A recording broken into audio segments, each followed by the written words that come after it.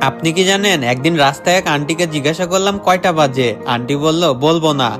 আমি বললাম কেন? আন্টি বলল আরেকদিন যে কোনো জায়গায় দেখা হলে জিজ্ঞাসা করবে তাই। আমি বললাম করতেই তো পারি। আন্টি বলল সেই জন্যই বলবো না।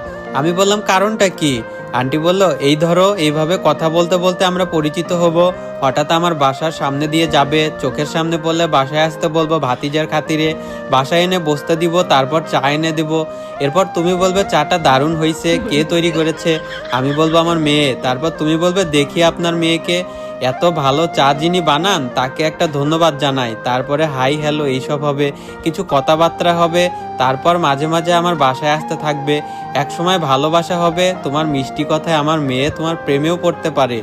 একসময় বিয়ের জন্য প্রস্তুত হবে, আমার কাছে আমার মেয়েকে চাইতে আসবে। তারপর আমার মেয়ে বলবে আম্মু রাজি হয়ে যাও। বলো তো আমি তখন কি চিন্তা করব? আমি বললাম বলেন শুনি কি চিন্তা করবেন? আন্টি বলল আমি এমন ছেলের সাথে মেয়ে বিয়ে দিব না যে একটা ঘড়িও কিনতে পারে না। এটা শোনা